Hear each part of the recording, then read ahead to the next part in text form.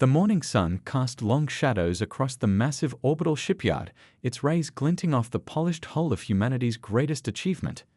The HMS Thunderchild floated majestically in the construction dock, stretching nearly 2 kilometers from bow to stern. Captain Raj Kumar couldn't help but smile as he watched the maintenance drones attach the final armor panels to the vessel's quantum-reinforced frame. Quite a sight, isn't it? Lieutenant Yuki stepped up beside him on the observation deck, her eyes fixed on the magnificent ship before them.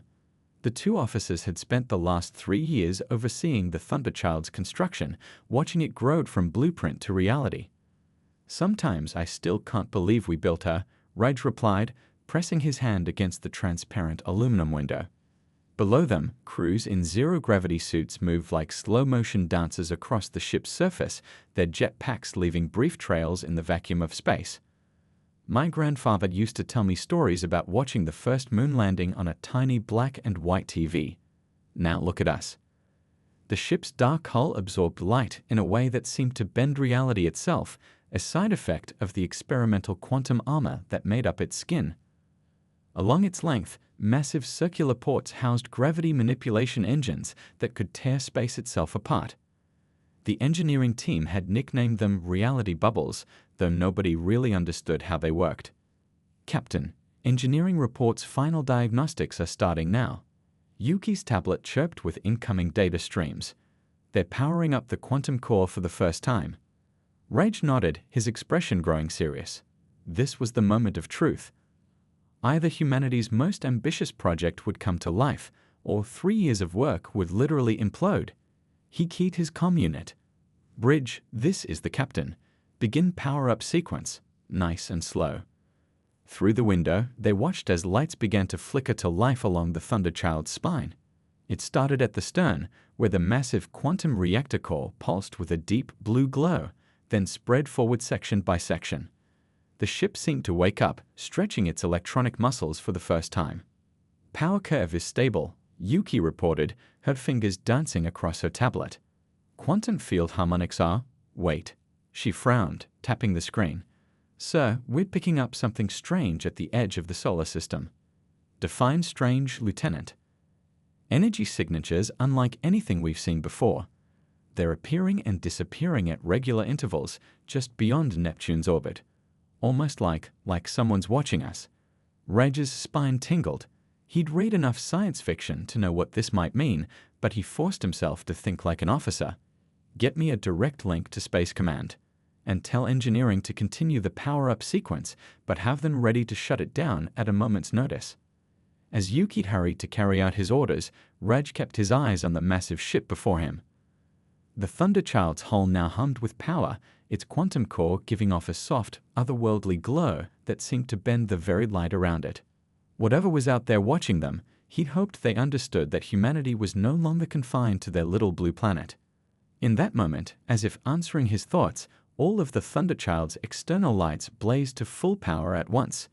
The ship transformed from a dark shadow into a beacon of human achievement, its hull gleaming with internal energy. Even the maintenance crews stopped their work to stare in awe. "Sir," Yuki's voice was barely a whisper. "Those energy signatures at the system's edge? They just multiplied. By a lot." Raj took a deep breath, straightening his uniform. Humanity's first step into the galactic community might have just arrived sooner than anyone expected. Looking at the Thunderchild, he felt a mix of pride and concern. They had built something revolutionary, something that might have just caught the attention of forces they didn't yet understand. "Well," he said quietly, "I guess we're about to find out if we built her strong enough." The alien ship Starweaver drifted silently through the outer reaches of Earth's solar system, its crystalline hull barely visible against the backdrop of stars. Inside, Commander Kix stood motionless before the main viewport, his 4 eyes blinking in sequence as he processed the impossible data before him. "Run the scans again," he ordered, his translator converting his natural clicking speech into standard Confederation Basic. "There must be some kind of error." "Third scan complete, Commander," his science officer Vale responded, her tentacles dancing across the holographic controls. "The results are identical. The humans have somehow mastered quantum engineering at a level that—" She paused, searching for the right words. that rivals our most advanced theoretical models. Kix clicked his mandibles in frustration. This was supposed to be a routine first contact preparation mission.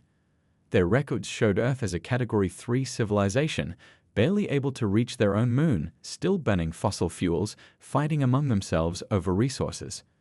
But the massive vessel they were detecting in Earth orbit changed everything. "Show me the visual feed again," he requested. The viewport filled with a magnified image of the human ship. Its design was unlike anything in Confederation records, angular in places, curved in others, with massive circular ports along its sides that seemed to bend the very light around them. The energy readings from those ports, Vale noted, they suggest the humans have found a way to manipulate gravity itself. Not just generate it, like our ships do, but actually reshape space-time on command. The bridge crew fell silent, each lost in their own thoughts. In all of recorded galactic history, no species had ever made such a technological leap without guidance from more advanced civilizations. It went against everything they understood about technological progression. "Commander," the communications officer's voice cut through the silence. "We're picking up transmissions from their planet. They're calling it the Thunderchild." A fitting name, Kix mused, watching as the massive ship's external lights pulsed with power. "The question is, what do we do now?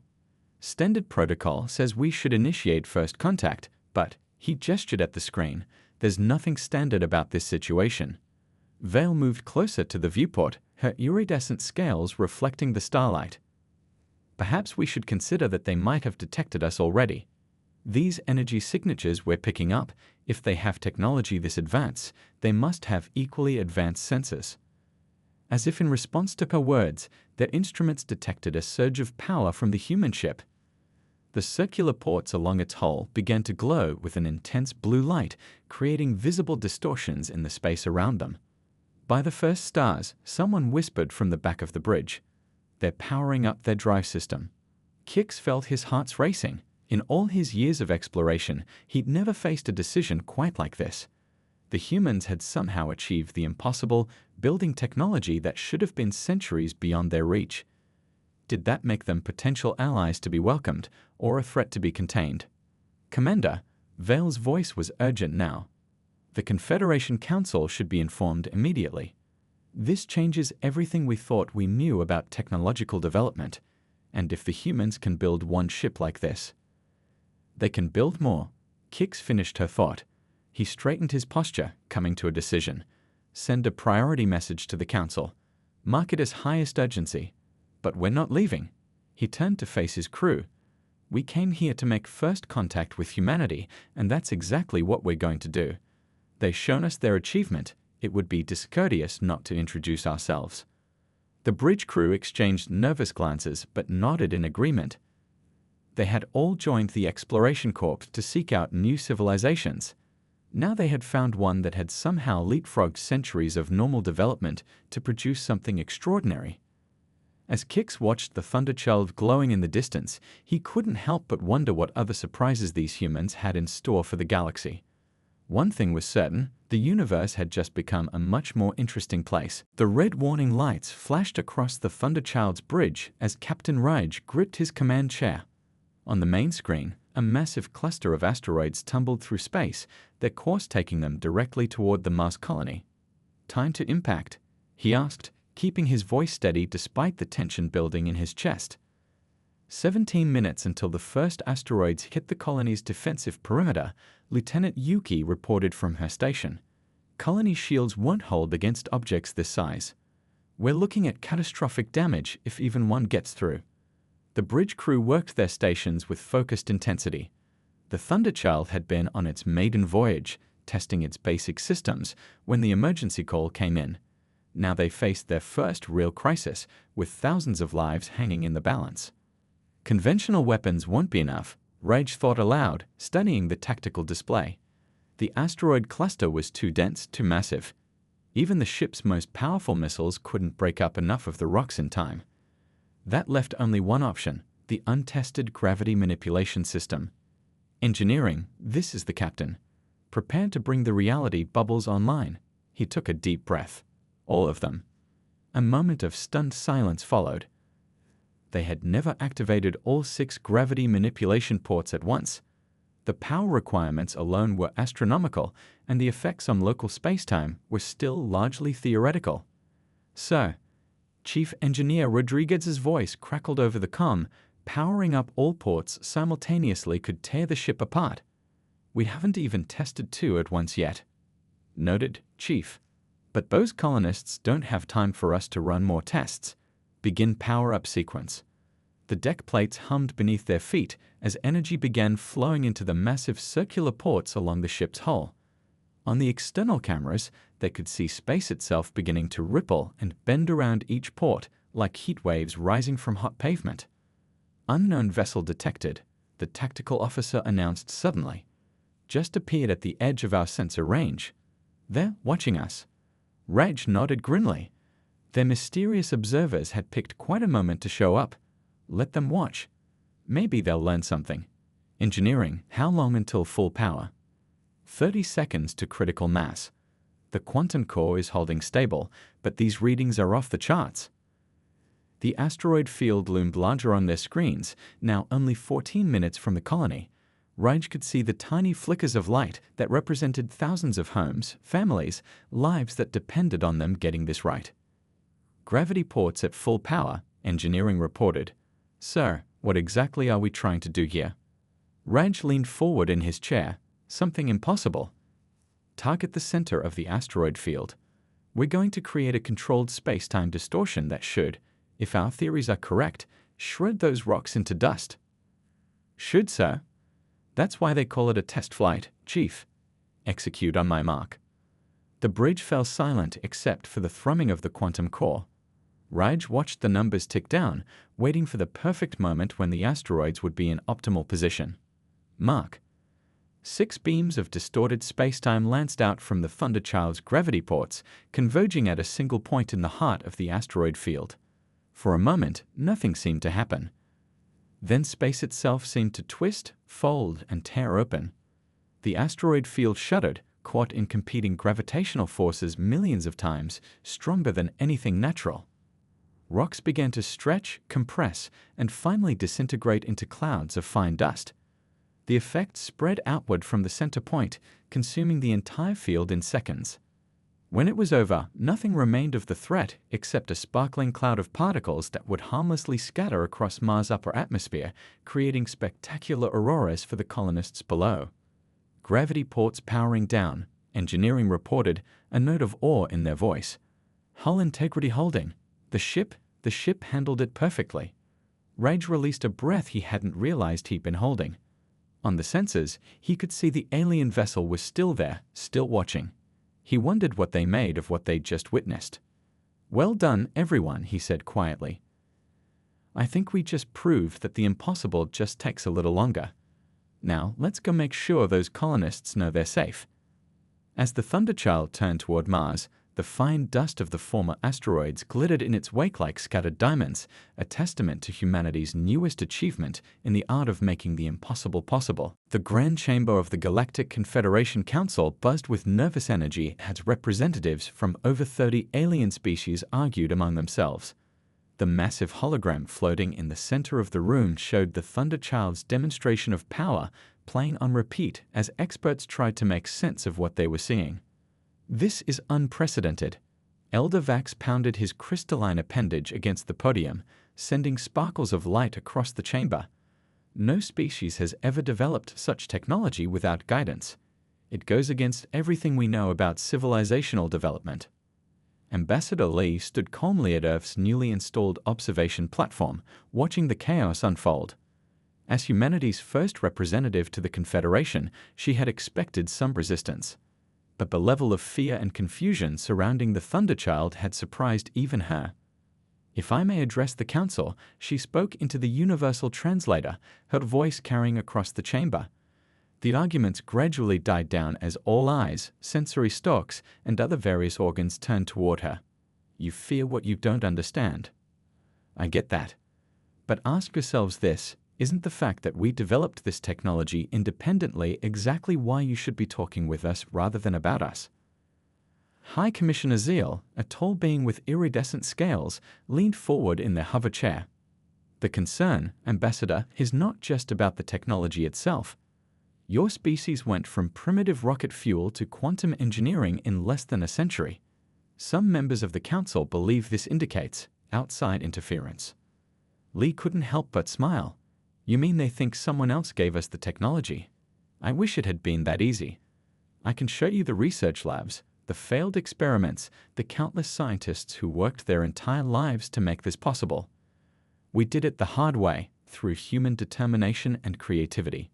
Meanwhile, back on Earth, the United Nations Space Council was having its own heated debate. The massive screen in the New York chamber showed the alien vessel that had been observing them, its crystalline structure unlike anything in human engineering. "They're afraid of us," General Chen stated, reviewing the intercepted alien communications, "all because we built one ship they didn't expect us to be capable of." Can you blame them? Dr. Patterson, the head of the Quantum Physics Division, adjusted his glasses. "We just showed the galaxy that their entire understanding of technological progression is wrong. That's bound to make some people nervous." The debate continued on both worlds, but with very different tones. The Confederation Council spoke of containment, of monitoring, of ensuring humanity didn't destabilize the galactic order. The Earth Council talked of opportunities, of learning, of finally finding out if they were truly alone in their approach to understanding the universe. Back in the Confederation chamber, Ambassador Lee was getting frustrated. "Look at the recording again," she pointed to the hologram. "The Thunderchild used its power to save a colony of thousands. That was our first instinct, to protect, not to threaten." A convenient demonstration, someone muttered from the back of the chamber. "No," Lee's voice grew stronger. "An honest one. We built the Thunderchild because we dreamed of reaching the stars. Now we find out we're not alone up here, and our first real test of its capabilities was to save lives. Doesn't that tell you something about who we are?" The chamber grew quiet as her words sank in. High Commissioner Zale studied her for a long moment before speaking. Perhaps we are approaching this from the wrong angle. Instead of seeing humanity as a threat to be contained, we should be asking ourselves what we might learn from a species that thinks so differently from the rest of us. Before anyone could respond, an urgent message flashed across all screens in both council chambers. Something was approaching from deep space, something that would force both humanity and the Confederation to decide quickly whether they were going to face the future as allies or adversaries. The era of debate was about to end. The time for action was approaching faster than anyone had expected. Warning lights flashed across the Thunderchild's bridge as Captain Raj tracked the unknown vessel weaving through the asteroid belt. The alien ship moved like liquid metal, effortlessly sliding between rocks that would have shredded most vessels. "They're testing us," Lieutenant Yuki said from her tactical station, fingers dancing across the holographic controls. "Trying to see how well we can track them, how fast we can respond." Raj nodded, watching the graceful but deadly dance unfold before them. The alien ship belonged to a militant faction of the Confederation, one that had decided to take matters into their own hands rather than wait for diplomatic solutions. "Power readings are increasing from their vessel," the sensor officer reported. "They might be preparing tow." His words cut off as a brilliant beam of energy lanced out from the alien ship, vaporizing a nearby asteroid. "A demonstration of their own," Raj muttered. "All right then, let's show them what human innovation really looks like. Engineering, bring gravity port 1 online, minimum power." The crew worked with quiet efficiency as the Thunderchild's first reality bubble hummed to life. Instead of firing it directly at the alien vessel, Raj had a different idea in mind. "Target that large asteroid cluster at bearing 340, he ordered. "Let's change the playing field." The gravity beam shot out, not destroying the asteroids, but instead altering their trajectories ever so slightly. The alien ship suddenly found its carefully planned route disrupted, forcing them to adapt to a new, unpredictable pattern of moving rocks. Clever, their opponent's message crackled through the comm system, using the environment itself as a weapon, but predictable. The alien vessel fired again, this time creating a shockwave that pulverized several smaller asteroids. But Raj noticed something interesting. They were careful to stay at long range, avoiding direct confrontation. "They're not here to fight," he realized aloud. "They're here to understand how we think, how we solve problems." A smile crossed his face. Engineering, power up gravity ports 2 and 3. Time to really give them something to study. The Thunderchild's additional gravity beams activated, and Rage began orchestrating what could only be described as a cosmic ballet. Instead of attacking, he used the gravity beams to start moving asteroids in complex patterns, creating a synchronized dance of rock and space dust. The alien ship paused its movement, clearly trying to understand this unexpected response. Then, to everyone's surprise, they began adding their own energy beams to the display, working with the patterns the Thunderchild had created. "They're responding to art," Yuki whispered, watching the incredible light show unfolding before them. "We showed them beauty instead of battle, and they understood." The two ships continued their unusual collaboration, painting with gravity and energy across the campus of space. What had started as a military probe had transformed into something entirely different, a first exchange of cultural expression between two civilizations. Finally, the alien vessel transmitted again. "Your species thinks differently than any we have encountered. When challenged, you choose to create rather than destroy." This was not expected. Raj keyed the comm system. "Sometimes the best way to understand each other is to build something together, even if it's just a temporary light show in space." Indeed. There was a pause. "We will report that humanity's capabilities extend beyond mere technology. Your way of thinking, it may be your greatest asset." The alien ship gracefully turned and accelerated away, leaving the asteroid belt and the elaborate patterns they had created together. As the last traces of their energy signatures faded, Raj looked at his crew. "Well," he said with a grin, "I don't think that's quite how any of us expected this confrontation to go. But sometimes the best battles are the ones you win without firing a shot." Lieutenant Yuki was already updating their logs. "Should I file this under combat exercise or cultural exchange, Captain?" "Why not both?" Raj replied, watching the slowly dispersing asteroid patterns.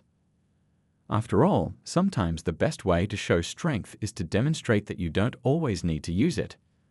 The Thunderchild turned back toward Earth, leaving behind a section of space that would never quite be the same, and a story that would be told and retold in both human and alien accounts of first contact. The observation deck of the Thunderchild had never been so crowded.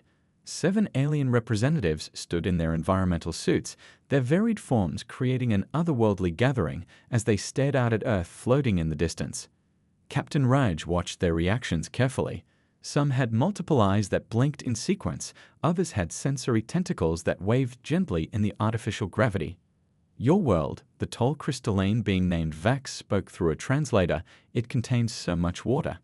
How do you manage to build anything?" "That's actually where we learn to be creative," Rage explained, smiling.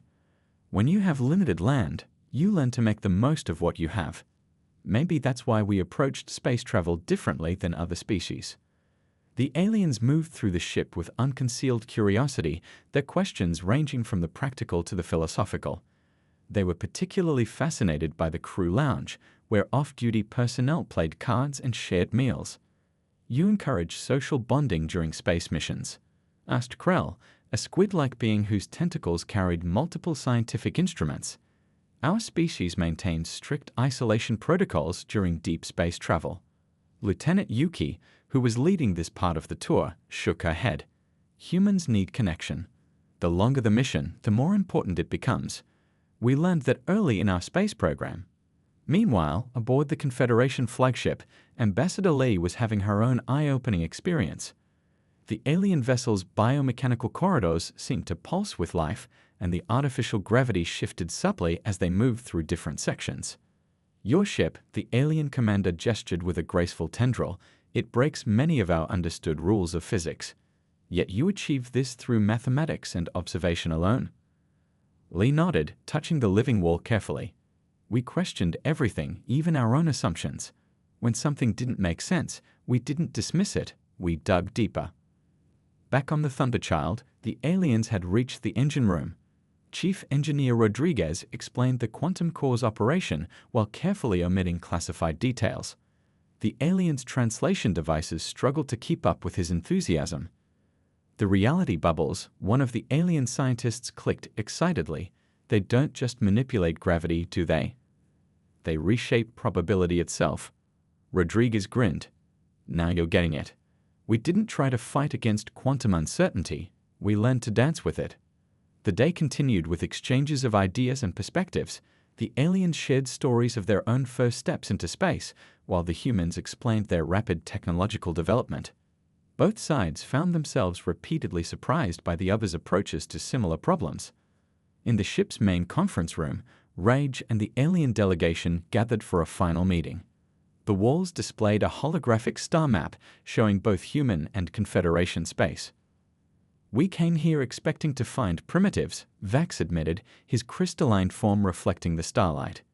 Instead, we found kindred spirits who simply took a different path to the stars. Different paths can lead to the same destination, Raj replied, gesturing to the map. Maybe that's the real lesson here. The universe is vast enough for many ways of thinking. As the delegation prepared to leave, a young alien scientist approached Raj privately. Captain, there's something we haven't mentioned. Our long-range sensors have detected. Well, perhaps it's better if your people discover it yourselves, but know that difficult times approach, for all of us. Rage nodded slowly, understanding the weight of the warning. Then perhaps it's good that we're learning to work together now, rather than later. As the aliens departed, the crew gathered to watch their ships disappear into the darkness of space. The meeting had changed both sides' perspectives, but Rage couldn't shake the scientist's warning from his mind. Lieutenant, he called to Yuki, have our deep space sensors run a complete sweep of the outer system. Something tells me our new friends know more than they're saying about what's coming our way. The stars twinkled silently in response, holding their secrets for just a little while longer. The emergency meeting aboard the Thunderchild started at midnight Earth time.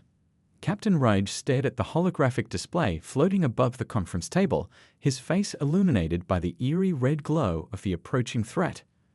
Play it again, he requested, and the deep space sensor recording began once more. At first, it looked like a cloud of metallic dust moving between the stars. But as the sensors zoomed in, the horror became clear. Millions of machine drones, each one stripping apart asteroids, planets, and even the outer layers of stars for raw materials. They're like locusts, Lieutenant Yuki whispered, watching the machines convert a small moon into more of themselves in a matter of hours. But made of metal and powered by stolen starlight. The door hissed open, and Ambassador Lee rushed in, followed by 3 Confederation scientists. Their usually pristine robes were wrinkled, suggesting they hadn't slept in days. The Council finally admitted the truth, Lee announced, dropping a data crystal on the table. They've been tracking this swarm for decades. It's already consumed 3 star systems in the outer regions. Chief Engineer Rodriguez activated the crystal, and new data filled the air around them. These things are operating on pure machine logic. They don't hate us, they don't even know we exist. They just follow their programming, consume, replicate, expand. Why didn't the Confederation stop them earlier? Rage asked, watching the simulation of the swarm's projected path. According to the data, they would reach the solar system in less than a month.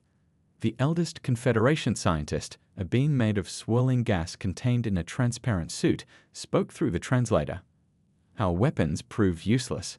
The machines adapt too quickly. Each attack only teaches them how to defend against it. But that's not the worst part. Rodriguez interrupted, his fingers dancing through the holographic numbers. Look at their energy signature. They're not just consuming matter, they're breaking down the fundamental forces holding space together. Every system they destroy becomes more unstable. The room fell silent as the implications sank in. These machines weren't just a threat to individual planets or species, they were unraveling the fabric of space itself. The Thunderchild's gravity manipulation system, Yuki said suddenly, sitting up straighter. Could we use it to disrupt their swarm pattern? Rodriguez shook his head. Maybe, but using that much power might accelerate the space-time damage they're causing. We'd be trading one disaster for another. Unless... Raj stood up, walking through the holographic display. The red dots representing the machine swarm passed through his body like angry fireflies. Unless that's exactly what we need to do. Everyone turned to look at him. The captain rarely got excited about theoretical physics, but there was a light in his eyes now. Think about it. These machines operate on pure logic, right? They're programmed to preserve themselves while completing their mission. But what if we showed them that their mission is fundamentally flawed? The gaseous alien scientist's containment suit swirled with faster patterns, indicating excitement or alarm. You want to create a controlled space-time rupture. The energy requirements would be astronomical. We have a quantum core that can handle it, Rodriguez said slowly, catching on to the captain's idea. And if we coordinate with Confederation ships, we could create a pattern of ruptures that forces the swarm to see the damage they're causing to space itself. Their self-preservation programming would kick in, Yuki added, forcing them to either stop or destroy themselves. Ambassador Liddy looked around the room, seeing hope return to faces that had been grim just moments before. So we either teach machines the consequence of their actions, or we all go down fighting to save reality itself, she smiled. Sounds like a very human plan to me. Reg nodded, his decision made. Send word to Earth and the Confederation. We need every ship with gravity manipulation capability ready to move in 48 hours. And get me the design specs for the reality bubbles. We need to find out exactly how much power we can pump through them before they tear apart. As the room burst into activity, Raj looked once more at the approaching swarm. Humanity's greatest achievement was about to face its greatest test. The question wasn't just whether they would survive, but whether space itself would survive with them. A fleet of ships unlike any ever assembled hung in the darkness of space. The Thunderchild led the formation, its massive hull gleaming against the backdrop of stars. Behind it, 30 Confederation vessels arranged themselves in a complex geometric pattern, their crystalline structures reflecting the light of distant suns. All ships report ready, Captain, Lieutenant Yuki announced, her voice steady despite the tension filling the bridge. The machine swarm was visible now, even without sensors, a dark cloud that blotted out the stars. Captain Raj stood at the center of the bridge, watching the tactical display. Remember, timing is everything. If we don't synchronize our gravity beams perfectly, this whole plan falls apart. The Confederation flagship's commander, whose crystalline form sparkled with nervous energy, appeared on the main screen. My crews are still unsure about this strategy. Creating deliberate tears in spacetime, it goes against everything we believe in. Sometimes, Raj replied, we have to break things to fix them. Chief Engineer, status of the quantum core. Rodriguez's voice came through clear and strong. Running at 112% capacity, sir. We've bypassed every safety protocol I ever wrote. She'll hold together for one shot at full power, maybe two if we're lucky. The machine swarm was closer now, its front edge beginning to interact with their sensor grid. The artificial intelligences controlling it were already starting to adapt, trying to understand this new obstacle in their path. All ships, Raj broadcast to the fleet, begin power-up sequence. Remember your positions and timing. We're not just fighting for ourselves anymore, we're fighting for space itself. The Thunderchild's reality bubbles hummed to life, joined one by similar systems aboard the Confederation ships. The combined power made the very fabric of space quiver around them. Swarm approaching effective range, Yuki reported.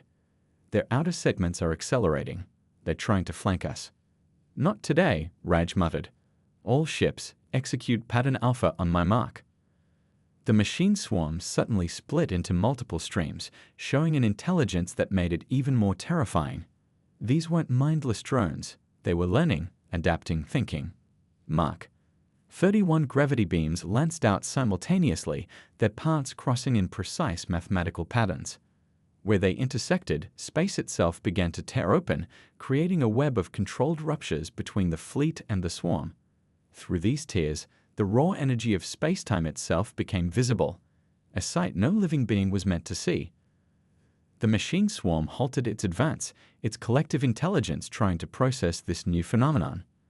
Second wave, execute pattern beta, Raj ordered. The fleet shifted formation with practiced precision, creating a new set of intersection points. More ruptures appeared, forming a complex three-dimensional maze that forced the swarm to witness the damage their existence was causing to the universe itself. The swarm is receiving the data, Yuki reported excitedly. Their outer segments are starting to pull back. But victory wouldn't come so easily. A large portion of the swarm suddenly accelerated, heading straight for the Thunderchild. They'd identified the flagship as the primary threat. "Divert all power to the forward reality bubbles," Raj commanded. "Let's show them what happens when they push too hard." The Thunderchild's quantum core screamed as it channeled more power than it was ever designed to handle. The ship's gravity beams intensified, turning the tears in space into gaping wounds that even the machines couldn't ignore. And then, something remarkable happened. The swarm began to change color, shifting from metallic gray to a dull red. They were shutting themselves down. "Their base programming is finally kicking in," Rodriguez announced triumphantly. "They're recognizing that their continued existence threatens the very space they're programmed to harvest. They're choosing to terminate rather than risk universal collapse." The shutdown spread through the swarm like a wave, each drone going dark as its intelligence reached the same inevitable conclusion. In less than 5 minutes, the threat that had consumed entire star systems was reduced to a cloud of inert metal. As the fleet began the delicate process of sealing the space-time ruptures, Raj looked at his crew, human and alien alike, working together to save everything they held dear. "Sometimes," he said softly, "the best weapon isn't the one that destroys your enemy. It's the one that makes them understand why they need to stop." 3 months after the battle with the machine swarm, the Thunderchild glided into Earth's orbit under its own power. Its once pristine hull now bore the scars of their incredible victory, but to Captain Raj, she had never looked more beautiful. "Final approach looking good," Lieutenant Yuki reported from her station. "Though I have to say, the welcoming committee is a bit bigger than I expected." She wasn't wrong. Hundreds of ships filled the space around Earth, human vessels alongside Confederation ships of all shapes and sizes. They had come not just to celebrate, but to learn. "Who would have thought," Raj mused, watching a crystalline ship drift past their viewport, "that our greatest achievement wouldn't be building the Thunderchild, but showing the galaxy a new way of thinking." The ship's quantum core hummed softly as they maneuvered through the crowded orbit. In the months since the battle, Confederation scientists had been working alongside human engineers, sharing knowledge and discovering new possibilities neither side had imagined before. "Captain to the conference room," the comm system announced. "The exchange program briefing is about to begin." In the conference room, Ambassador Lee stood before a group of eager young officers, both human and alien. The walls displayed images of new ships under construction, each one combining human innovation with Confederation technology. "The Thunderchild was just the beginning," Lee explained to the assembled crowd. "What we learned from each other during the crisis has opened up possibilities we never dreamed of. The Confederation brings centuries of spacefaring experience, while we bring our unique approach to solving problems." A young ensign raised his hand. "Is it true that we're refitting all Confederation ships with our gravity manipulation systems?" "Modified versions, yes," Chief Engineer Rodriguez answered, entering the room with a stack of data tablets. "But more importantly, they're teaching us how to make them more efficient. Turns out there's more than one way to bend reality." Through the windows, they could see construction crews assembling the framework of a new vessel, larger than the Thunderchild and incorporating both human and alien design elements. "The machine swarm taught us something important," Raj addressed the room.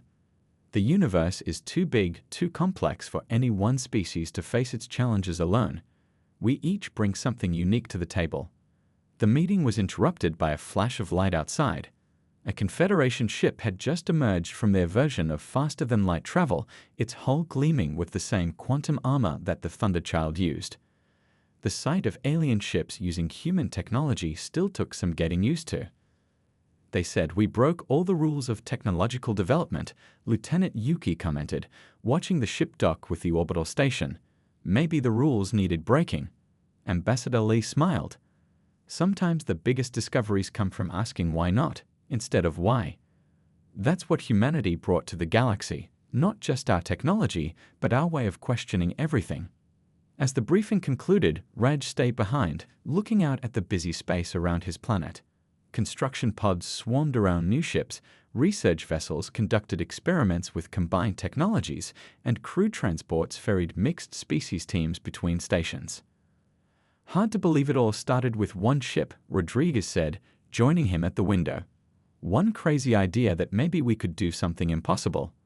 "Not impossible," Raj corrected him. "Just not done before." There's a difference. He turned to face his old friend. So, ready to help train the next generation of quantum engineers?